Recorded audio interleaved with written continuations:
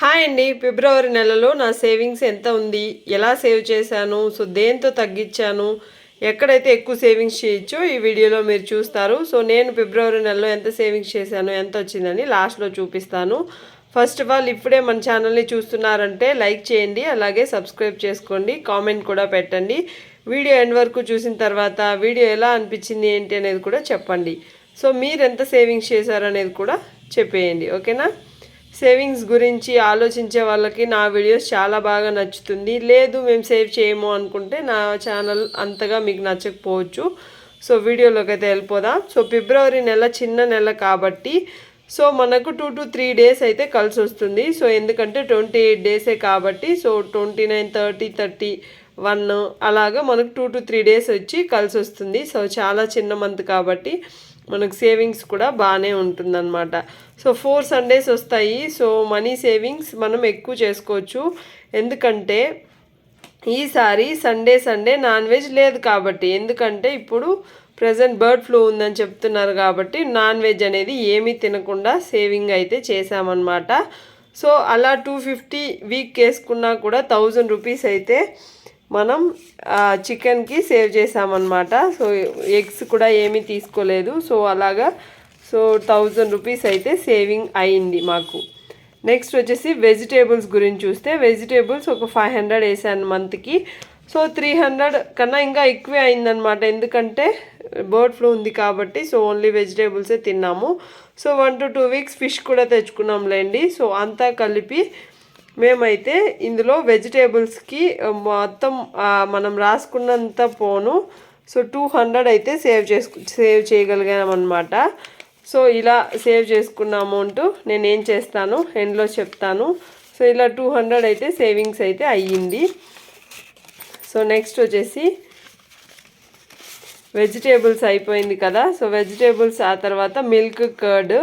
So ఇది వచ్చేసి 1000 rupees వేసాను అనమాట. సో దీనికి 600 to 700 మనకు అయిపోయిందనమాట సో మంత్కి. సో అలా క్యాలిక్యులేట్ చేసుకుంటే మనకు 300 అనేది సేవింగ్స్ అనేది ఉందన్నమాట. సో మిల్క్ కర్డ్కి సో 300 అనేది సేవ్ చేసాము. నెక్స్ట్ వచ్చేసి గ్రోసరీస్కి వచ్చేసి 3000 వేసాను అనమాట. సో 3000కి 2500 అయితే అయ్యింది. సో మనకు 500 అనేది మనకు మిగిల్చామన్నమాట. సో గ్రోసరీస్కి అంతా పోను 500 అనేది మనకు సేవ్ అయింది. నెక్స్ట్ పెట్రోల్ ఖర్చు చూద్దాం. సో పెట్రోల్ వచ్చేసి 2000 వేసాను. సో ఏం చేయలేము, 2000 అయిపోయింది, నో సేవింగ్స్ అనమాట అక్కడ. సో ఇక్కడ సేవింగ్స్ అని ఎందుకు రాశాను అంటే సో ఇక్కడ వచ్చేసి 1700 అయిన తర్వాత కూడా 300 వచ్చేసి బస్ ఫేర్లు అయిపోయాయి అన్నమాట. సో ఎక్కడైనా బయట వెళ్ళినప్పుడు 300 ఆటో ఛార్జెస్ అలా ఉంది బెంగళూరులో. సో కాబట్టి వన్స్ హాస్పిటల్ విజిట్కి వెళ్ళినప్పుడు 300 అయితే అయ్యింది. సో కాబట్టి ఇక్కడ 2000 అయితే ఖర్చు అయిపోయిందనమాట. పెట్రోల్ మనం 2000 వేసుకున్నా ఓవరాల్గా 1700 అయినా 300 వచ్చేసి ఇంకా ఎక్స్ట్రా ఆటో ఖర్చులు అయితే అయిపోయింది.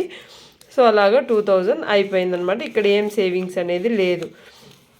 నెక్స్ట్ వచ్చేసి మొబైల్, టీవీ, గ్యాస్ అలాగే కరెంట్ బిల్ అంతా కలిపి 1000 రూపీస్ అయితే సేవింగ్స్ అని రాసుకున్నాను. 1000 రూపీస్ అవుతుంది అని చెప్పి.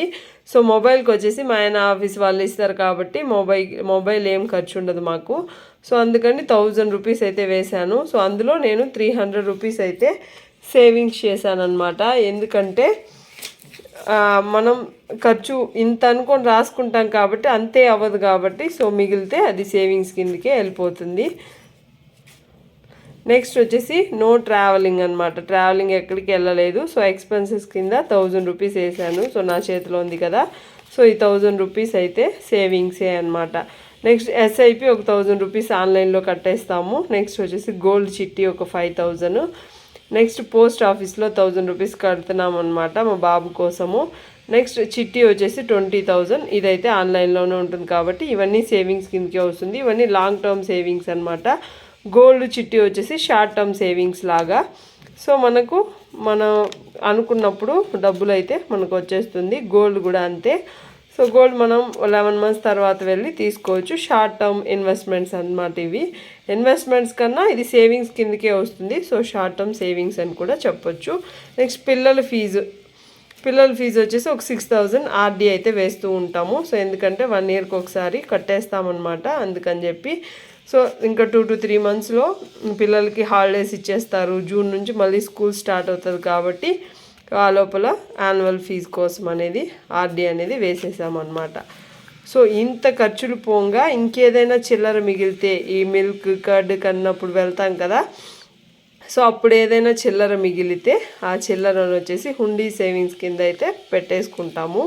సో పిల్లల దగ్గర సేవింగ్స్ అనేది చేపిస్తూ ఉంటాను. సో ఇలా చిన్న చిన్న నోట్లు 10-20 రూపీస్ నోట్స్ వచ్చినా కూడా పిల్లలకైతే ఇచ్చేస్తూ ఉంటాను. హుండీ సేవింగ్స్ చేస్తూ ఉంటారు వాళ్ళు. ఏదైనా వాళ్ళకి ఇష్టం వచ్చిన వస్తువు అయితే కొనుక్కుంటూ ఉంటారనమాట. సో టోటల్ 28 డేస్కి నేను మొత్తానికి సేవింగ్స్ చేసిన అమౌంట్ ఇక్కడ చూడండి. సో 500, 200 అలాగే 200 ఈ మొత్తానికి రాసుకున్నదంతా నేను ఇక్కడ క్యాలిక్యులేట్ అయితే చేశాను. ఓవరాల్గా 4,000 అనేది నేను సేవింగ్స్ అనేది చేశానన్నమాట. చూపిస్తానండి. సో ఇలాగా 4,000 అనేది సేవింగ్స్ అనేది చేశాను నేను. సో మొత్తం అమౌంట్ నాకు 4,000 సేవింగ్స్ అయ్యిందనమాట.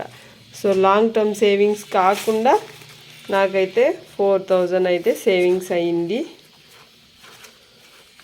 సో మీరు కూడా నాలాగా ప్లాన్ చేసుకొని ఈజీగా మనీ అనేది సేవ్ చేసుకోండి. ఈ సేవింగ్స్ నేనేం చేస్తాను అని మీరు అనుకుంటే, సో ఈ సేవింగ్స్ని నేను వచ్చేసి గోల్డ్కే పెడతానమాట. సో గోల్డ్ జ్యువెలరీ ఏదైనా కొంటాను, లేదంటే బిస్కెట్స్ అలాగే కాయిన్స్ అయితే కొనిపెట్టుకుంటూ ఉంటాను. మా పాపకి యూజ్ అవుతుందని చెప్పేసి. సో ఇదన్నమాట నా సేవింగ్స్. మీరు ఎంత సేవ్ చేశారో అనేది కామెంట్ చేయండి. ఇంతకీ బడ్జెట్ రాస్తున్నారా లేదా అనేది కూడా కామెంట్ అయితే చెయ్యండి. ఓకేనా? ఇంతవరకు చూస్తున్నారు అంటే నా వీడియోస్ మీకు నచ్చుతుందని నేను అనుకుంటున్నాను. నచ్చిందంటే కామెంట్ పెట్టండి నాకు నచ్చింది అని. లేదు నచ్చలేదంటే మీ వీడియోస్ మాకు అంతగా నచ్చట్లేదని కూడా చెప్పండి, ఏం పర్వాలేదు. ఇంకేదైనా నేను మార్చుకోవాలనుకుంటే మార్చుకుంటాను. సో ఓకేనా అండి, బాయ్.